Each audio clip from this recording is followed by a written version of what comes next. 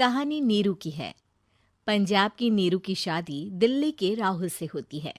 दिल्ली कितना बड़ा शहर है ना, लेकिन आप लोगों का घर तो बहुत छोटा है। हमारे पंजाब में तो ये बड़े बड़े घर होते हैं कि मजा ही आ जाता है। कोई बात नहीं नीरू, मैं भी तुम्हारे लिए बहुत बड़ा मकान बनाऊंगा बहुत जल्दी। नीरू के पिता जहाँ पंजाब के जाने माने व्यापारी थे, वहीं उसका पति राहुल दिल्ली में एक सिंपल नौकरी करता था। माँ, यहाँ तो घी मक्खन इतना महंगा है कि क्या बताऊं। मैं तो तरस ही जाती हूँ घी खाने के लिए। नीरू की माँ को ये सुनकर बहुत दुख होता है। मेरी बेटी को घी नसीब नहीं हो रहा है और ये बहू यहाँ बैठकर घी में शक्कर डाल रही है। देख वनिता, मैं साफ कह रही हूँ, इस घर में जितना घी आएगा उतना ही मेरी बेटी के घर दिल्ली भी जाएगा। अरे ये क्या बात होती है माँ जी? बेटी का उतना ही करो जो अच्छा लगे। अब क्या मायके से घी और मक्खन तक की सप्लाई करोगी आप?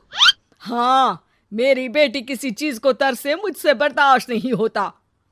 अब क्या था, नीरू के मायके में 2 किलो घी आता तो 2 किलो दिल्ली जाता नीरू के पास।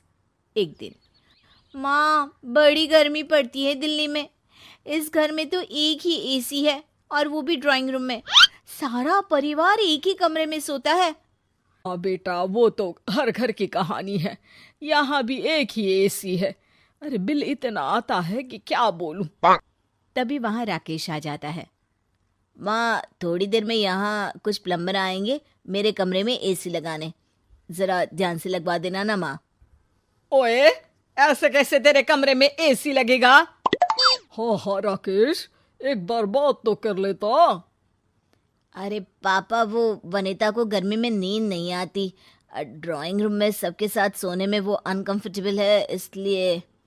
अरे पूरे परिवार के साथ वहां तेरी बहन नीरू भी तो सोती है। वो नहीं हो रही क्या अनकंफर्टेबल? समझ रहा है ना? अगर एसी लगेगा तो एक दिल्ली में तेरी बहन के कमरे में भी लगेगा, तभी तू लगा सकेगा।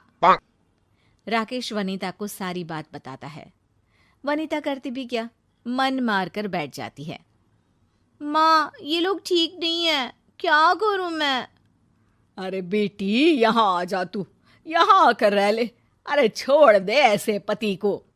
कैसे छोड़ दूं माँ? समाज क्या कहेगा, लोग क्या कहेंगे? वैसे भी मेरा एक बेटा है मयंक। अरे हटा बेटा, तेरी उम्र ही क्या है, इतनी परेशान रहेगी तो काम कैसे चलेगा। खैर, बात आई गई हो जाती है। माँ को लगता है कि नीरू ठीक है, तो वहीं नीरू के मन में एक ही लाइन चल रही होती है, यहाँ आजा। माँ ने तो बोल ही दिया है कि यहाँ आजा। बस मयंक थोड़ा सा बड़ा हो जाए, इन गरीबों को छोड़कर मैं वापस माँ के पास ही चली जाऊंगी। वो इसी सोच में बाजार में चल रही थी कि मैम, आपका दुपट्टा जमीन को छू रहा है। नीरू जैसे ही उस लड़के की तरफ देखती है, देखती ही रह जाती है। हाय रे, कितना सुंदर लड़का है ये। अब क्या हुआ? मैंने कहा आपका दुपट्टा। तो खुद ही उठाकर दे दो ना। लड़का समझ जाता है कि नीरू उस पर फिदा हो चुकी है। वो उससे उसका नंबर लेकर चला जाता है। अब क्या था, नीरू और रोहित में लगातार बातें होने लगती है। मैं हरियाणा का रहने वाला हूँ, यहाँ एक बड़ी कंपनी का मैनेजर हूँ। अच्छा, और कितने बच्चे हैं तुम्हारे? बच्चे? अरे मेरी तो शादी भी नहीं हुई है। तुम बताओ, शादी करोगी? नीरू शर्मा जाती है। अब लेकिन मैं तो पहले से ही शादीशुदा हूँ। मुझे फर्क नहीं पड़ता, बस तुम शादी कर लो, भाग चलते हैं। बहुत पैसे वाला हूँ मैं, हमेशा खुश रखूंगा तुम्हें। नीरू रोहित से मिलकर सारा प्लान बना लेती है और फिर एक दिन घर से भाग जाती है। दोनों शादी कर लेते हैं। शादी के बाद, क्या बात है नीरू, तुम्हें परेशान सा देखता हूँ, सब ठीक तो है ना?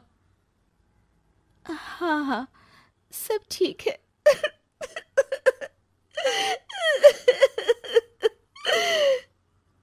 ये कहते कहते ही वो रोने लगती है। अरे क्या हो गया, रो क्यों रही हो? मैंने तुमसे एक बात छुपाई है। और वही बात अब मुझे परेशान कर रही है। रोहित, मेरा एक बेटा भी है, उसका नाम मयंक है। क्या बात कर रही हो? ये तुमने मुझे पहले क्यों नहीं बताया? देखो नीरू, मेरी माँ को मैंने ये नहीं बताया है कि तुम शादीशुदा हो। बच्चा मैं मैनेज नहीं कर पाऊंगा। नीरू को समझ में नहीं आता कि वो क्या करे। तुम उस बच्चे को अपनी माँ को क्यों नहीं दे देती? नीरू चुपके से माँ को फोन करती है। माँ, क्या मयंक को तुम रख सकती हो? बेटा, मैं राकेश के साथ बात करती हूँ। आखिर घर का बेटा वही है, जो वो बोलेगा।